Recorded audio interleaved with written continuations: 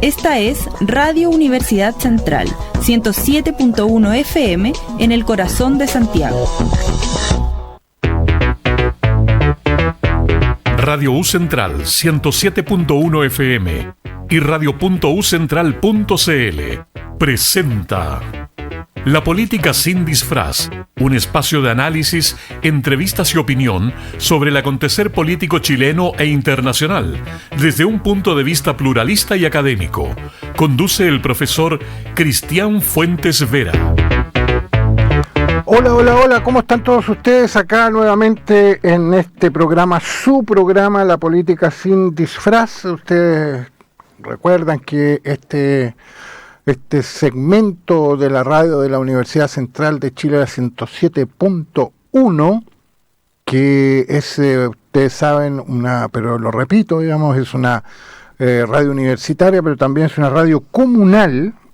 Eso significa que a nosotros solo nos puede escuchar desde la radio en la comuna de Santiago, pero en el computador, usted sabe las maravillas de la tecnología, nos puede escuchar en cualquier parte del mundo. Y de hecho nos escuchan en muchas partes del mundo y del país, por supuesto.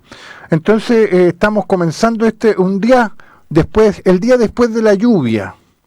Llovió harto, fíjese, estaba viendo ayer creo en la televisión los montos de lluvia en distintas partes de la zona centro-sur, que fue donde nos afectó el último temporal, y hay lugares donde ya pasaron, o sea, tienen superávit, o sea, hay lugares donde, si bien es cierto, no alcanzaron estos índices que son, los índices se van construyendo en el tiempo, ¿no? Entonces, por ejemplo, Santiago, un año normal debieran llover alrededor de 300 milímetros de agua, ¿eh? Y los últimos 14 años hemos tenido una sequía que ha hecho que en algunos años se alcance esa cifra y en otros no. Pero andamos más o menos, yo diría que si tomamos en cuenta los últimos 10 años, andamos en un promedio bastante menor a los 300 milímetros. Pero en la medición formal de Santiago se toma en la quinta normal. Pero ahí, según la medición de la quinta normal, nos falta un poco, digamos, pero estamos como en el camino para que este sea un año normal en precipitaciones, lo que no sucedía hace bastante tiempo. Pero en otros lugares de Santiago, sobre todo en los lugares más altos, no solo en los sectores, digamos, de lo que se llama el barrio alto, sino también en sectores como Puente Alto, como La Florida, ya estamos incluso topando esa cifra de los 300 milímetros. Entonces, este es un año que para los meteorólogos no es un año lluvioso, pero sí para la percepción que tenemos y la comparación con los años anteriores. No sé si me entienden la diferencia, ¿no? Según los índices, este no es un año lluvioso, sino que es un año más bien normal. Pero para lo que había sido los últimos años, esta sequía, claro, es un año lluvioso. De hecho, Luis, volvió la laguna de Aculeo, fíjese. Volvió a tener agua la laguna de Aculeo. Ahora, ¿cuánto le va a durar? Sí. Bueno, ahí hay otro problema, y es que los derechos de agua entregados son excesivos, digamos, ¿no? Entonces la gente que aprovecha esa agua está pasada, ¿no? Entonces, como hay sequía, entonces la gente retira, saca más agua, aprovecha más esa agua y la laguna se seca, ¿no? Pero el paisaje implica, por cierto, también el drama. Ya lo hemos comentado en otros programas, el drama de la gente que se ve afectada por estas inclemencias del tiempo. Hay un edificio que se está cayendo en las dunas de Concón, o en Reñaca, en Concón, las famosas dunas de Concón que fueron siendo llenadas de edificios, digamos. Entonces, por una razón obvia también, si uno construye un edificio arriba de una duna y llueve mucho, se reblandece el suelo y el edificio no se cayó, sino que se inclinó. Bueno, esos son, como decía alguien por ahí, que los desastres no son naturales. Bueno, de eso vamos a hablar, pero vamos a hablar en una dimensión distinta, la dimensión de las regiones. ¿Qué pasa en las regiones con este temporal, con estos desastres? En boca de un especialista en eso, que es nuestro querido colega y amigo José Luis Sepúlveda. ¿Cómo está, José Luis? Muy buenos días. Buenos días, profesor Fuente, como siempre, un honor poder compartir con usted, favor, el honor es nuestro, una reflexión.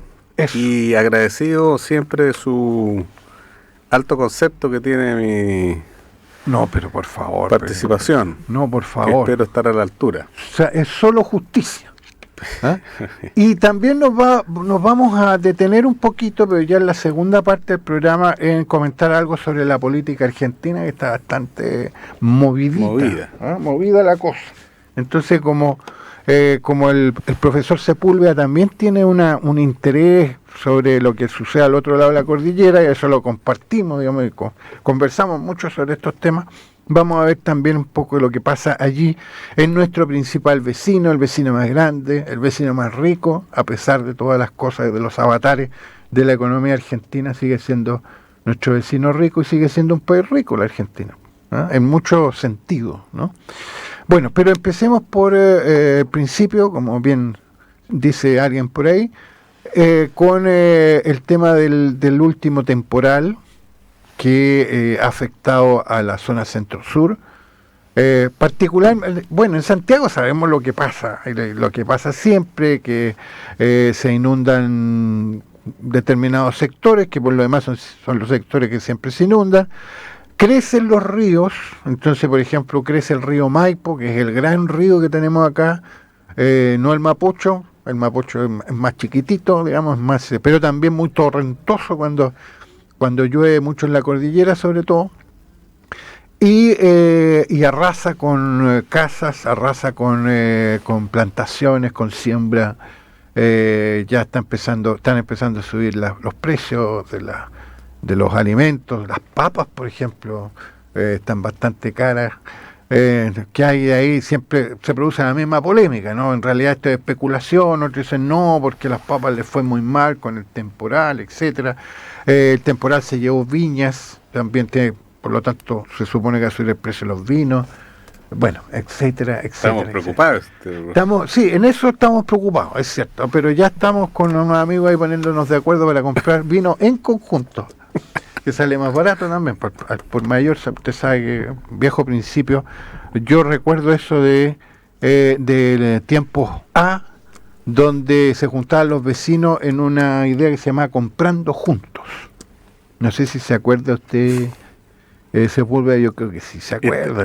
Esto es una constante en este programa, cuando uno viene acompañando. Que se cae, sí, pero el Comprando Juntos... Solo debo aclararle a nuestros auditores que usted me recordó de que los Juegos Diana están originalmente en el actual Hotel San Francisco. Así es.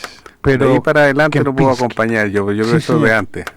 Sí, señor, ahí estaban, porque alguien por ahí le porfiaba a usted que están en otra parte, no sé quién le porfiaba eso. Que están aquí no me acuerdo, pero en San Diego, donde están actualmente, claro. Santiago con Santa Isabel. Sí, no, en los Juegos Diana originales, no sé si están ahí, pero por lo menos los que yo me acuerdo están al frente de la iglesia de San Francisco. Ahí estaban, porque después en diversas publicaciones que cada cierto tiempo aparecen, en algún momento lo refrendé. Claro. Con una fotografía. ¿Sí? Así es. Hay, y de hecho hay muchas fotos con eso. Y al frente momento está el Palacio Undurraga, que era una maravilla, realmente, un palacete, que lo echaron abajo, construyeron una torre horrible ahí en la esquina de Estado con la Alameda. ¿Ah? Y entonces al otro lado, originalmente también hay unas casas muy bonitas, la echaron abajo, quedó el sitio Eriazo, y en el sitio Eriazo se instalaron los Juegos Diana. Estos juegos porque habían otros juegos Diana, pero que eran juegos no sé si era la misma empresa, pero eran juegos de estos flipper y cosas por el... Ahí ya el carnet, ya no existe el carnet, o sea, el carnet se cayó y se fue por la alcantarilla. Estamos hablando de los años 60, principios de los 70, de eso estamos hablando. Y después durante la década del 70, que se mantuvo por lo menos esos Dianas que estaban ¿Cómo se llama esa calle? Una calle cortita que está entre Bandera y Ahumada. No es Nueva York. Nueva York no está entre Bandera y Ahumada. Bueno, en fin. Ahí están los Diana, pero donde están los flippers. Bomberosa. Bomberosa. Volvamos mejor al... Sí, oiga, no le pegue a la mesa porque todo eso se escucha. Entonces, bueno, en fin. Entonces, ese es el viejo Santiago, ¿no? Pero el viejo Santiago, fíjese usted, no se inunda. Viejo Santiago no se inunda, ¿por qué? Porque a principios del siglo XX o fines del siglo XIX, ya no me acuerdo, se hizo una gran inversión para este tema de las aguas lluvias, de los colectores de aguas lluvias, y de ahí para adelante no se inundó más. O sea, la solución está. Lo que pasa es que hay que hacerlo, bueno, es una gran inversión y además hay que hacerlo planificadamente. Es como la otra vez que comentábamos lo de los cables, ¿no? Los cables de esto que uno ve que está lleno de cables aéreos, ¿eh? Aquí donde se posan los pajaritos y todo eso, eso debiera ser todo subterráneo. Y con la tecnología actual, en vez de una cantidad enorme de cables, que además la mayoría no se usa, entre paréntesis, las empresas no lo retiran porque es caro retirarlo, eso se reemplaza por un cable grueso de fibra óptica y de manera subterránea. Bueno, pero vamos al tema de una vez por todas. Usted me hace salirme del tema. Las consecuencias de fenómenos de la naturaleza como estos, donde llueve mucho en corto tiempo. En Santiago las inundaciones, como les decía de siempre, que no solo afectan al Santiago urbano, sino también al Santiago rural. ¿Qué pasa más allá, digamos, del peaje a Angostura? ¿Ah? Usted que bien conoce la realidad de la región de O'Higgins, la realidad de la región del Libertador. Mire, a propósito de eso y de la primera parte de lo que usted comenta, de cómo el gobierno metropolitano, para ponerlo desde la perspectiva de los gobiernos subnacionales, claro, en sus distintos episodios, pudo o logró desarrollar esas obras que hoy día, como usted describe, mitigan en algo el impacto de estos fenómenos climáticos.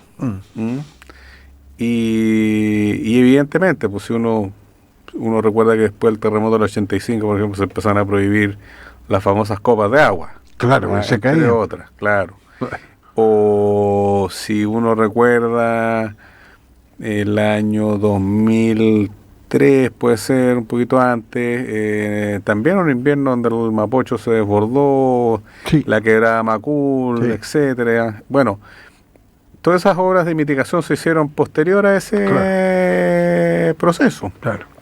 Entonces, cuando uno mira, por ejemplo, la realidad que podemos justamente percibir de lo que ha ocurrido en la región del Maule, en la región de O'Higgins, en el marco de los gobiernos subnacionales, diríamos que todavía el gobierno central es insustituible en este tipo de materia. Claro. ¿Por qué?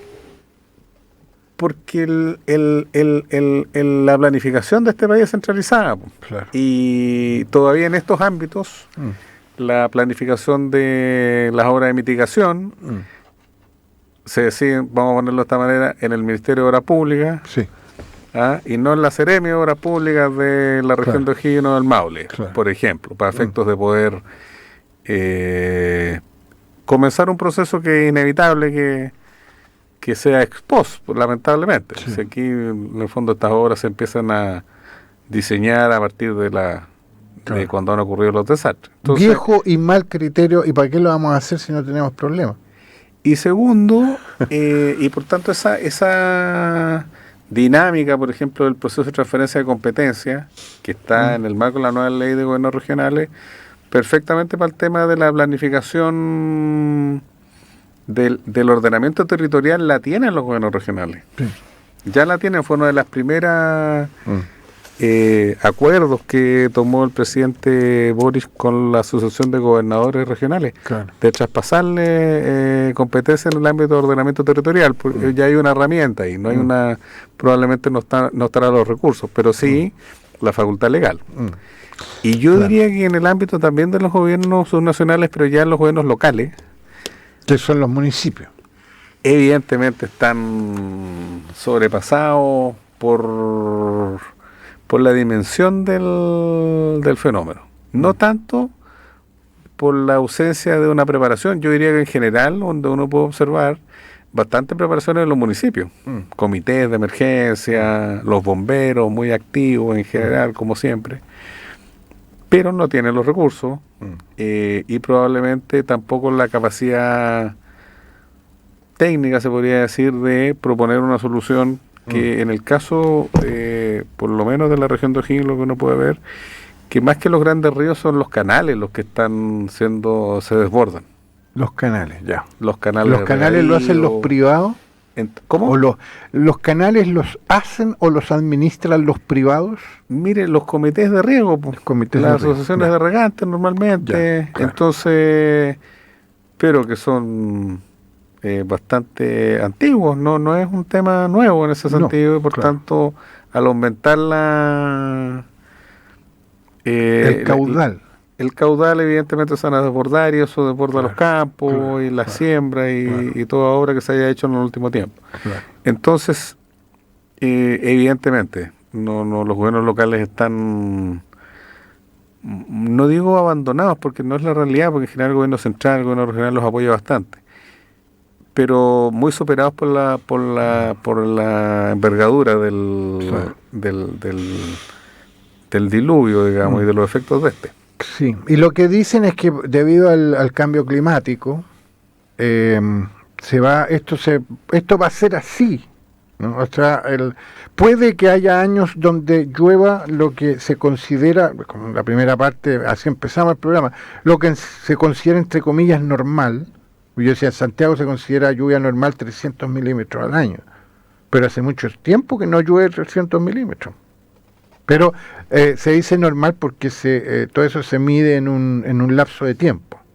Entonces, ahora si sigue lloviendo así, nos estaríamos acercando al año normal. Pero la percepción de la gente que un año lluvioso, bueno, y ahí hay una contradicción en ese sentido. Bueno, pero suele suceder eso cuando se habla de cifras, de datos macro, ¿no? Pero va a ser así, o sea, va a ser un año hasta junio, un año seco, y de julio hasta septiembre o octubre un año lluvioso. O sea, se van a concentrar las lluvias en poco tiempo. Eso pareciera ser que va a ser así, ¿no? Entonces, por lo tanto, tiene que cambiar también la planificación. Es que además... Entonces, para poner un ejemplo, si uno hace un embalse, y el embalse está, no sé, de los 12 meses del año, está 8 meses seco, la pregunta es, bueno, ¿y para qué hice el embalse si está seco? No, pues el embalse lo hice para guardar el agua que va a caer de manera muy fuerte y se va a concentrar en 2 o 3 meses en el año.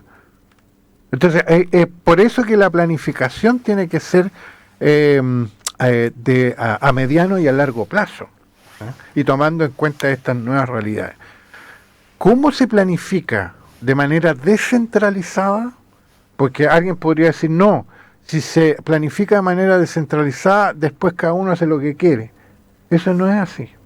O se hace de manera desordenada. Eso no es así.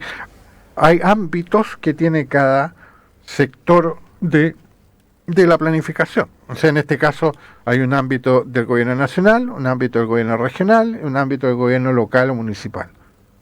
Y ellos tienen que funcionar de manera coordinada. Entonces, lo que hace el gobierno nacional es planificar lo grande, las grandes líneas, dicho de otra manera, rayar la cancha.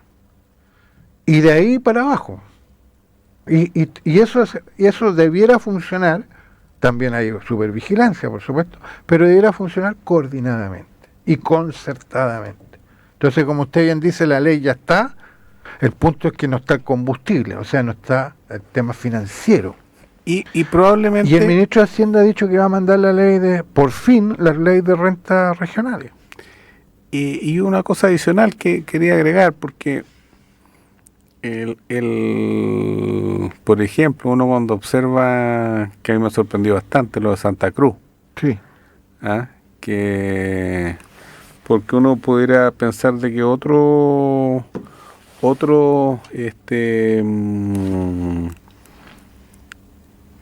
ciudades, digamos, mucho más pequeñas, menos urbanizadas, por ponerlo de alguna manera, Coltauco, digamos, claramente, o Licantén, que en general el río colinda con la ciudad, entonces la posibilidad de que atraviese por el centro de la ciudad es altísima. Claro. Es porque probablemente, aunque uno intentara anticipar muchas de las, comillas, probabilidades o escenarios de riesgo, necesariamente tiene que considerar algunos escenarios, los escenarios imposibles, o los menos probables, que cada vez son más probables, por un lado. Y eso requiere mucho de cierta flexibilidad. Yo diría que en ese sentido la comunidad en general está bastante entrenada, capacitada, sabe más o menos cómo, comillas, operar en estas circunstancias. Pero las ciudades no están preparadas. No. Entonces, y eso es de más largo plazo. A mí me sorprendió, lo encontré bien interesante, como no sé, porque evidentemente no estaba diseñado así, pero el alcalde de Maipú, por ejemplo, planteó en algún momento de que el camino de Melipilla era el gran desagüe, digamos, del canal Santa Marta. Entonces, claro, sugería por ciertas horas no usar el camino de Melipilla, que era lo más razonable, no usarlo para el tránsito de vehículos, pero sí para evacuar la evacuación de agua. Yo creo que vamos a tener que buscar soluciones de ese tipo en circunstancias súper especiales como esta, porque de repente yo pensaba en el caso de la metropolitana de par de días, ¿por qué no derechamente, si uno sabe que más o menos en el mes de agosto estos fenómenos se puedan presentar apenas se manifiestan cierto tipo de variables, suspender las clases de los colegios? ¿Para qué esperar de que esta discusión entre que sean 30 milímetros en el día, entre 30 y 40, probablemente va a ayudar mucho a la funcionamiento de la ciudad en esas condiciones especiales, de que los escolares estén en su casa? Claro, porque entre otras cosas baja el flujo, digamos, de tránsito. De todas maneras, en todos los sistemas de transporte. Entonces, medidas más excepcionales, perfectamente podría haberse decretado las clases online, pues es que uno no quisiera perder... Y fíjese usted que el canal Santa Marta estuvo a punto de desbordarse, de nuevo, porque ya en julio había pasado, y en julio retiraron 800 toneladas de basura, porque se usaba eso como basural clandestino. Y ahora las máquinas, uno las veía en la televisión, las máquinas seguían sacando, en este caso era... había basura entre medio, pero también había muchas ramas, muchas cosas de árbol, etcétera. Los árboles, ¿por qué se caen los árboles? Porque están mal tenidos, porque están enfermos, porque ya están secos, y la municipalidad, que se supone que los tiene catastrados, no hace nada. Bueno, ya poníamos ejemplos, que si yo, a mí se me cayó un árbol, por ejemplo, al frente de mi casa, que un ciruelo, que hace tiempo que nos daba ciruela, cuando además esos árboles que dan muchos kilos de fruta, y la fruta no la recoge nadie, entonces queda la vereda, digamos, queda llena de en este caso de ciruelas aplastadas. Bueno, y de repente se cayó. Por suerte no se le cayó encima a nadie. Y resulta que el árbol estaba lleno de termitas. Y nosotros ahí le habíamos dicho a la municipalidad, vengan a ver esto, yo tengo 2 árboles grandes, tenía 2 árboles, ahora tengo 1 nomás, y no llegaba la municipalidad. Es que ahí yo no vivo en una comuna pobre, entre paréntesis. No tenemos la oportunidad de saberlo, porque como nunca he invitado bueno, usted tampoco, fama pero apretado, por eso fuente. En fin. Pero no sé si consigue conmigo. Hay, a propósito del tema de la región metropolitana, el tema de los árboles. Que con éxito se han, por ejemplo, desarrollado después de estos fenómenos que recordaba del 2003, 2002, se hicieron la obra de mitigación. Hoy día uno ya no se acuerda de esos aluviones tan relevantes. Sí.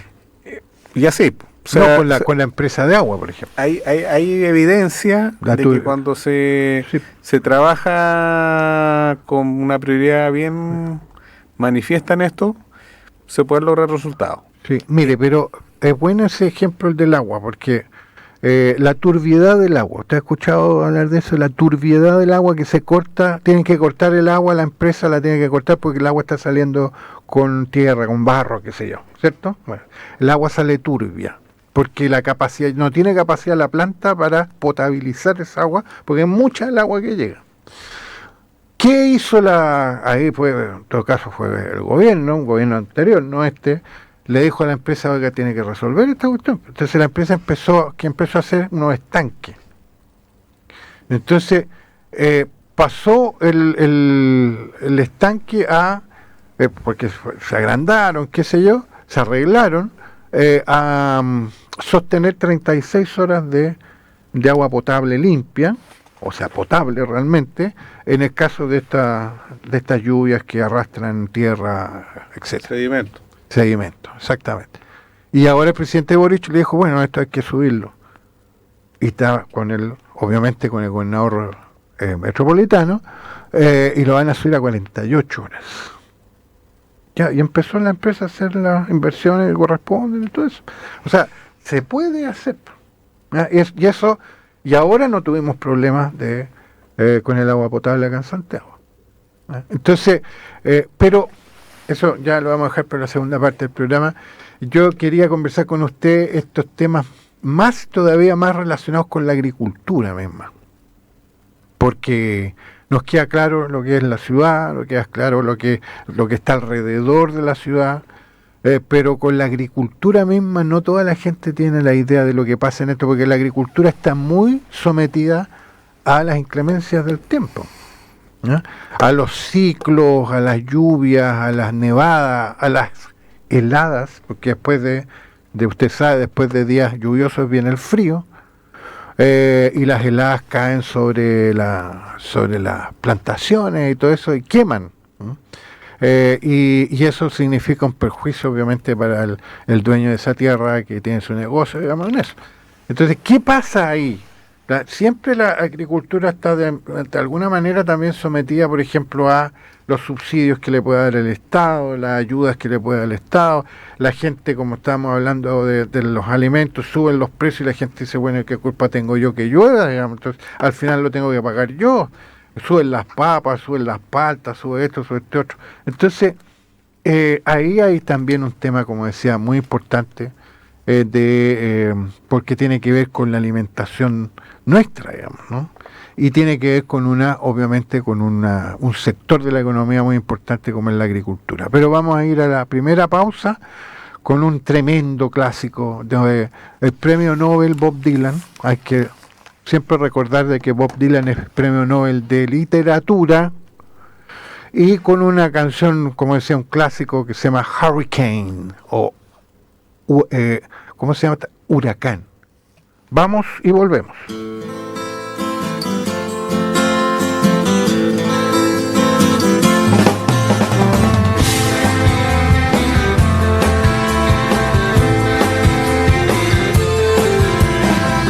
Shots rang out in a barroom night.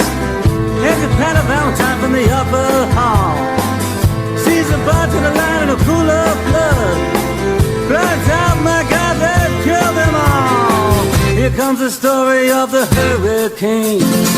The man the authorities came to blame for something that he never done.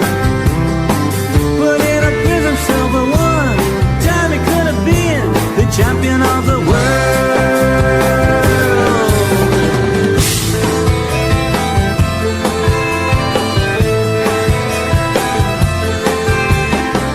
Everybody's lying there as bad as sea. And another man named Bella moving around mysteriously. I didn't do it, he says, and he holds up his hands. I was only robbing the register, I saw him leaving, he says, and he stops. One of us had better call up the cops. And so Patty calls the cops. And they arrive on the scene with their red lights flashing in a hot New Jersey night.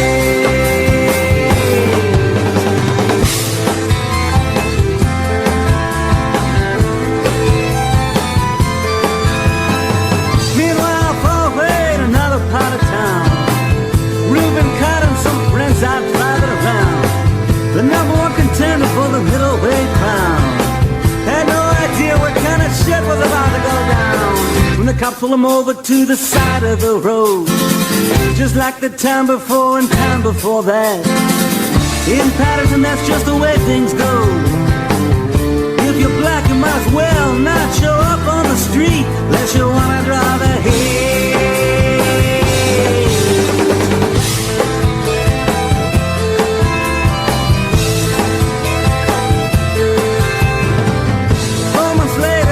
Ghettos and flames, Reuben in South America fighting for his name.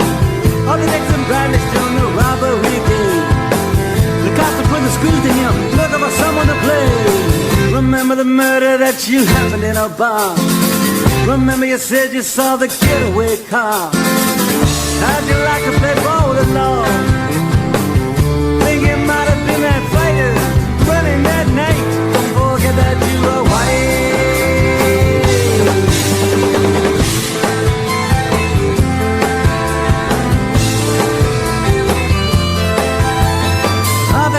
Bradley said, I'm really not sure.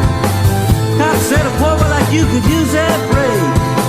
We got you for the motel job and we're talking to your friend Bello. You don't want to have to go back to jail, be a nice fellow. You'll be doing society a favor. That son of a bitch is brave and getting braver. We want to put his ass in the stir. We want to pin this triple murder on him. He ain't no gentleman.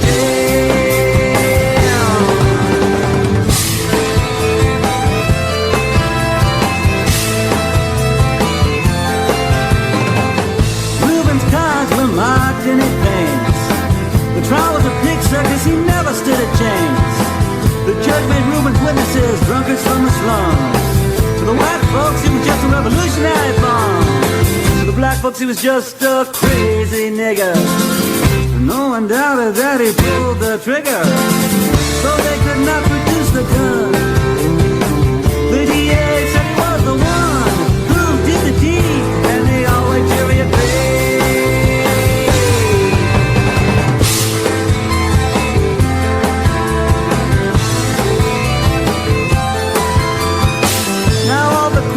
And their coats and their ties are free to drink martinis and watch the sunrise, while Reuben sits like Buddha in a 10-foot cell, an innocent man in a living hell. Yes, that's the story of the hurricane, but it won't be over till they clear his name. Give him back the time he's done, put in a prison cell for one time he could have been the champion of the world.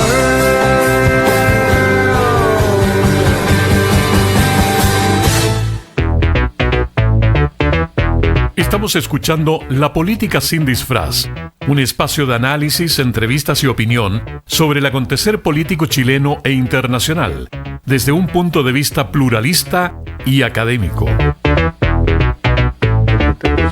Bueno, hemos vuelto después de esta canción que es una especie de himno del premio Nobel Bob Dylan, como decíamos, el gran Bob Dylan, el gran compositor, gran músico norteamericano que ya tiene más de 80 años, ¿no? Bueno, sí, el tiempo pasa, como dice la canción.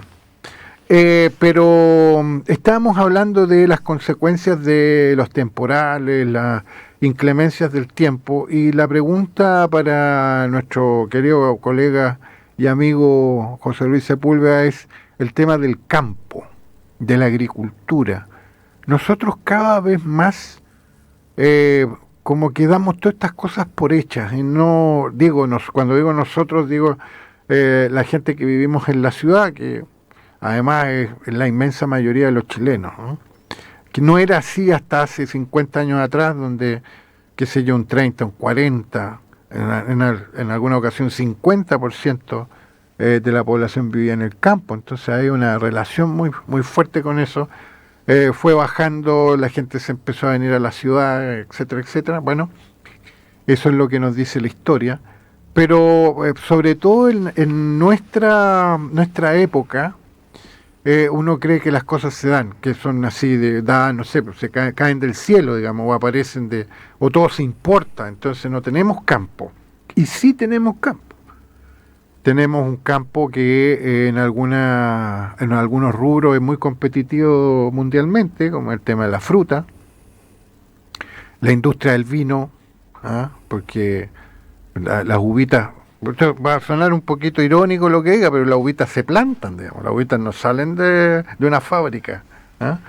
Entonces, de la fábrica sale el vino, sí, pero la uva se planta, entonces tiene que ver obviamente con eso, con la agricultura, y tiene algunos rubros estrella, Chile que exporta y es un gran exportador mundial, etcétera, pero también hay que producir otras cosas. Entonces, ¿cómo es esa relación? ¿Cómo un agricultor cuida su trabajo, digamos, ¿no? Que es su negocio, como es lógico? ¿Qué pasa ahí? Que cuando suceden estas cosas siempre, no sé, el agricultor mira al cielo y dice, llovió. Me temía que iba a llover y cuando llover de esta forma y me llevó todo y me quedé en la calle. Se llevó todas las plantas que tenía ahí y quedé en la calle. ¿Qué voy a hacer? ¿Qué hace un campesino, un agricultor cuando pasan esas cosas ahora? ¿Tiene seguros? ¿Tiene subsidios del Estado? ¿Qué pasa? Más o menos, digamos, ¿qué es lo que usted observa ahí? Mire, lo primero que uno pudiera señalar es que no tenemos una percepción real de lo que es para un agricultor y de verdad un desastre cuando porque el fenómeno, o sea, el proceso agrícola tiene tiempo muy marcado, y cuando la producción se pierde por un desastre natural, de partida no hay nada que lo reemplace, no hay nada que lo mitigue, es una pérdida económica inmediata. Sí. Efectivamente, con el paso de los años se han implementado medidas bien interesantes como los seguros agrícolas. Claro. Eventualmente el gobierno, por ejemplo, puede apoyar con algunos subsidios más directos, pedirle al Banco Estado que flexibilice el pago de ciertas cuotas de los créditos, claro, los FOGAVE, claro, que siempre han resultado ser una herramienta bien de muy buen impacto, más allá de las complejidades de poder obtenerlo. Claro. Que son todas siempre asociadas a algún trámite. Entonces, lo primero es no tenemos una percepción real de lo que implica. Lo que implica desde el punto de vista económico y anímico. Sí, claro. Porque para un monoproductor, perder la cosecha es perder el año. Sí. Es bien... Y en general no hay tantas... Es que todo depende mucho de la geografía, pero... Horas de mitigación que el agricultor probablemente tal pueda financiar, construir. Basta un terreno con cierto desnivel para que las aguas fluyan, claro, en proporciones, aunque él quisiera hacer un tranque, no podría detenerla. Entonces, estamos aquí hablando solo del agua, o de la lluvia, en gran cantidad. Lo mismo para la helada y esas cosas. Entonces, en primer lugar, no tenemos una dimensión real del impacto de eso. Es bastante desastroso, no solamente desde el punto de vista económico, sino que también anímico. Claro. Pues yo creo que ver la cosecha perdida es como la casa incendiada. Como la casa incendiada, es una sensación muy dura. Claro. Ese es el pequeño y mediano productor. El gran productor tiene más espalda.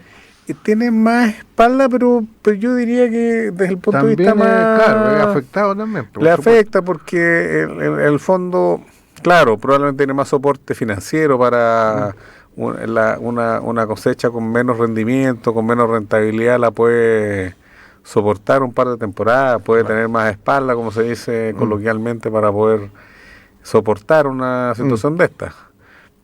Para el más chico no, pero es igualmente complicado perder una cosecha para cualquiera. Y sobre todo cuando hay obras, por ejemplo, de riego, cuando se construye algún tranque, cuando se construye una bodega. Y que son inversiones importantes para un agricultor. Un agricultor con bodega es parte es como el desde. Entonces, con buenas bodegas. Entonces, eso evidentemente es un... Y las grandes obras las tiene que hacer el Estado. O en su defecto, sí, claro, las grandes obras del Estado se han hecho esfuerzos, sobre todo con las obras de riego, de cofinanciamiento privado y público, también son herramientas que han funcionado bien, pero lo significativo de esto es que se demora meses, primero, o sea, no es que... No se hacen instantáneamente. Exacto. Entonces, para efectos de la agricultura, es un desastre completo.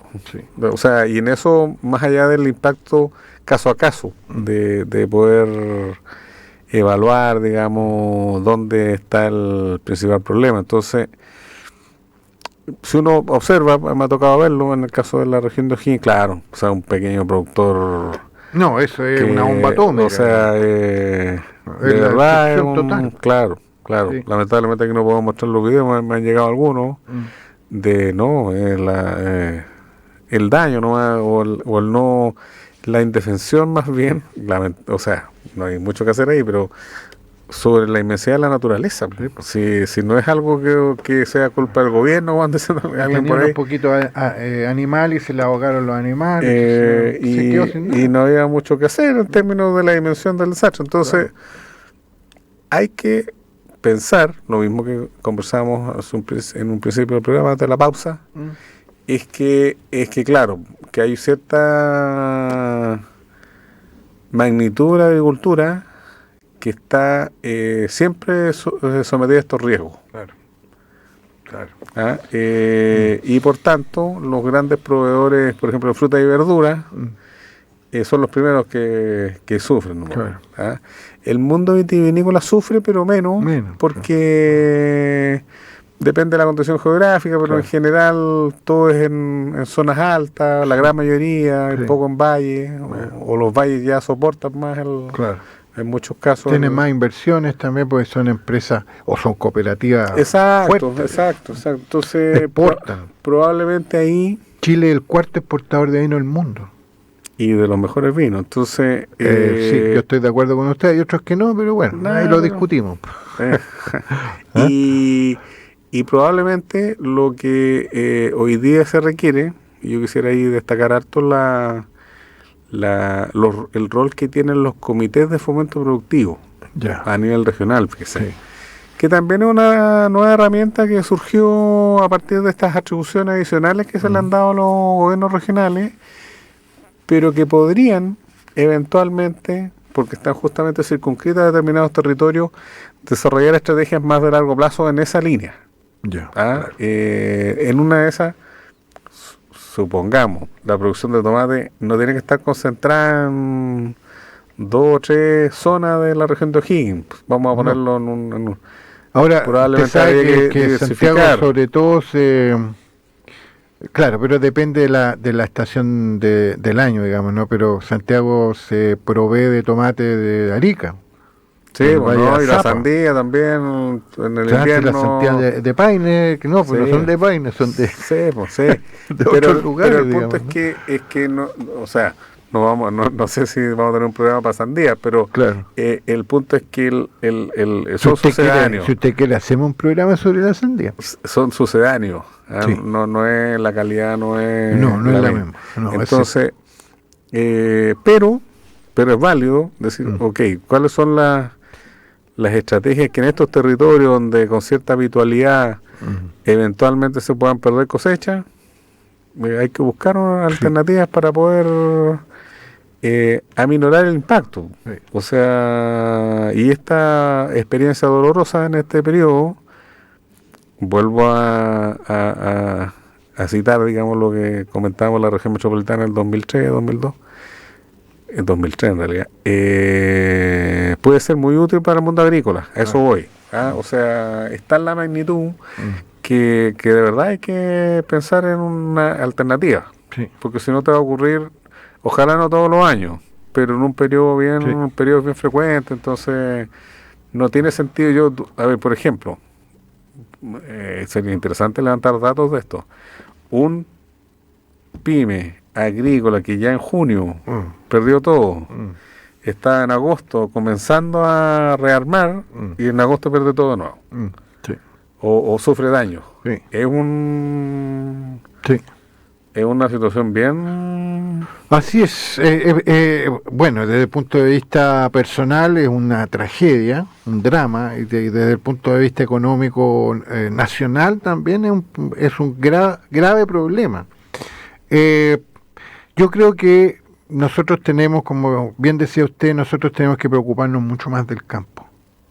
No solo de las empresas que son grandes exportadoras, no solo de los rubros que son los rubros estrella del campo chileno, sino también de lo que es cotidiano, ¿no? Obviamente de la familia campesina, pero también de la pyme, también de la cooperativa, también de aquellos que hacen producir a la tierra lo que necesitamos todos los días. Eso implica desde el punto de vista del Estado, de políticas públicas de largo plazo, etcétera. Yo muchas veces he escuchado esto del banco, de tener un banco agrícola, pero lo he escuchado nomás, pues nunca pero vi por eso es que yo le citaba recién esta nueva estructura, ¿sí? Del aparato público a nivel territorial, que son estos comités de fomento productivo. Lo que hacen es tener un financiamiento especial para programas que tengan las agencias de fomento, pero de manera articulada. Claro. Y en este caso, en la región de O'Higgins, probablemente en un tiempo breve, uno podría implementar un programa de reactivación o reforzamiento de aquellos pymes agrícolas que perdieron producción, por ejemplo. Y que eso no es exclusivamente una materia de INDAP o del SAC, sino que conjuntamente el INDAP, el SAC, Corfo, Cercotec y probablemente ProChile. Y eso es un poquito lo que debería hacer Mire, para que alcancemos a hablar, aunque sea 5 minutos, de Argentina, en todo caso este tema lo tenemos que seguir tratando, obviamente, y nunca olvidar que la región metropolitana también tiene comunas agrícolas, que a veces se nos olvida. Pero cuando salimos de Santiago, que si yo vamos a la costa o vamos para el sur o para el norte, lo que vemos en el paisaje es campo, ¿no? Y ese campo produce. Y alrededor de Santiago tenemos comunas, por ejemplo, muy afectadas por la sequía, comunas que están, por ejemplo, que tienen un basural entre medio. Es un basural, digamos, en todo caso administrado y todo eso, no es un basural clandestino. Pero la gente que vive ahí dice: no tengo agua, al lado tengo un basural. Entonces, ¿qué es esta comuna? ¿Qué es? ¿Es como el basural de Santiago? Bueno, ordenamiento territorial, desarrollo territorial equilibrado y, como decía antes, atención y preferencia por el campo, ¿no? Pero nos tenemos que pasar, como decía, aunque sea 5 minutos, a hablar algo de Argentina. Argentina, después de las PASO, son primarias, obligatorias y simultáneas. Para todos los que se quieran presentar a las elecciones presidenciales tienen que pasar por primarias internas, ¿no? Por elecciones internas. Y entonces eso sirve como una gran encuesta, es una encuesta cara a cara, digamos, una encuesta para las presidenciales, pero no es necesariamente el resultado de las presidenciales, ¿no? Pero se acerca, ¿no? Es una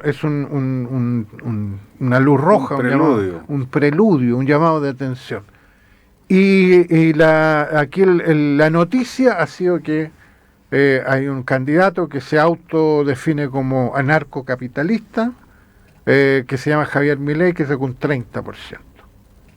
En las PASO votaron, el voto en Argentina es obligatorio, votó un 60 y tantos %. O sea, hubo una alta abstención para países que tienen voto obligatorio. Obviamente, con voto voluntario, una participación del 60% es una buena participación. Para voto voluntario, no. O sea, para voto obligatorio, no. Bueno, entonces, si pudiéramos decir quién ganó las PASO, Javier Milei ganó las PASO. Y le siguen una candidata de... Es difícil en Argentina hablar de derecha, izquierda y todo eso, ¿no? Está muy mezclado. Pero digamos que es una candidata más bien de derecha que se llama Patricia Bullrich. Y tercero salió el actual ministro de Economía, Sergio Massa, que es el candidato de una coalición panperonista, o sea, de diversos grupos del peronismo, y que actualmente es el que gobierna. Entonces, Sergio Massa salió tercero, pero hay por candidatos no hay muchas diferencias desde el punto de vista electoral. Lo que pasa es que si uno después suma, claro que hay diferencias. Hay una clara mayoría, por ejemplo, que no está con este gobierno, con el gobierno actual de la Argentina. Para que nos alcance, porque nos quedan 3 minutos de programa. ¿Qué hacen los titulares? ¿Qué cree usted que significa Javier Milei como el 30% o un tercio del electorado argentino? Yo diría el huracán Milei. Un huracán. Ya. Un huracán. Ya. Un huracán, ya que estamos hablando de fenómenos climatológicos. Claro.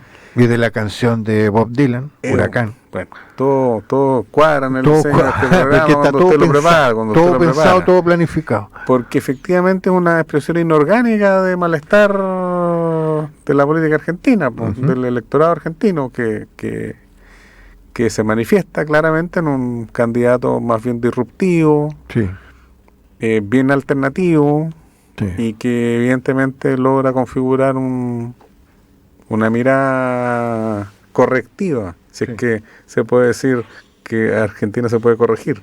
sí. Y tiene una expresión electoral que probablemente va a prosperar. Yo diría que, o sea, por la velocidad de crecimiento que tiene, y porque las estructuras políticas más tradicionales probablemente no están dando cuenta hace rato, digamos, de lo que la ciudadanía argentina demanda. Entonces, probablemente en ese sentido, nuevamente, y viendo yo el otro día incluso una presentación que hizo en un programa, y explicaba cuántos ministerios va a eliminar. Sí. ¿Ah?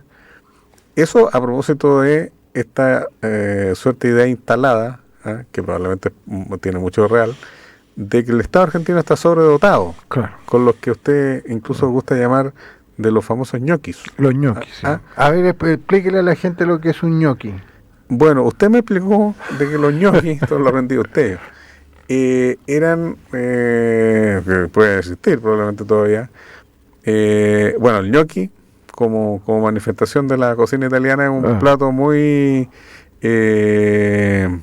apetecido en Argentina, sobre todo en la época del gobierno peronista de Juan Domingo Perón, para el Día del Pago. Entonces, eso a fin de mes se fue asimilando a aquellos funcionarios de la estructura gubernamental argentina, de que solo llegan o aparecen el Día del Pago. Claro, exactamente. Por tanto, se les conoce como los ñoquis. Ese es un ñoqui. No sé si estuve... Sí. Bien. No, claro, la familia familia modesta, digamos, entonces se cobraba su sueldo a fin de mes, y esa noche o ese día en casa había ñoqui para almorzar o cenar, ¿no? Entonces el ñoqui es el empleado público que aparece solo a fin de mes a cobrar y no a trabajar, digamos, ¿no? Bueno, yo creo, en pocas palabras, porque ya nos estamos despidiendo, de que Milei, sobre todo, y en eso coincido con Daniel Matamala en su crónica del domingo, en la tercera, es sobre todo un demagogo, porque su programa, bastante excéntrico por lo demás, es casi imposible de llevar adelante. ¿no? Porque no tiene el respaldo parlamentario, porque no tiene fuerza, no tiene absolutamente nada, entonces solo, por llamarlo de alguna manera, la boca para afuera. Eso coincide en todo caso con lo que usted dice, que es una expresión de, como dicen allá en Argentina, de bronca, de protesta, de rabia. Pero no va a llevar adelante su programa si es que gana, porque su programa es imposible llevar adelante. O sea, en ese sentido es mucho más viable que pueda ganar Patricia Bullrich y que lleve una parte a lo menos de su programa, que es un poquito menos excéntrico que el de Milei, y lo haga realidad, porque tiene parlamentario, porque tiene fuerza partidaria, etcétera. Ya nos tenemos que retirar, pero este tema de Milei y de Argentina lo tenemos que seguir tratando, obviamente. Nos vamos a ir, pero antes de eso le vamos a dar las gracias a José Luis Sepúlveda por habernos acompañado, muchas gracias a ustedes por habernos escuchado, y nos vamos con una canción de Cranberries que se llama Dream.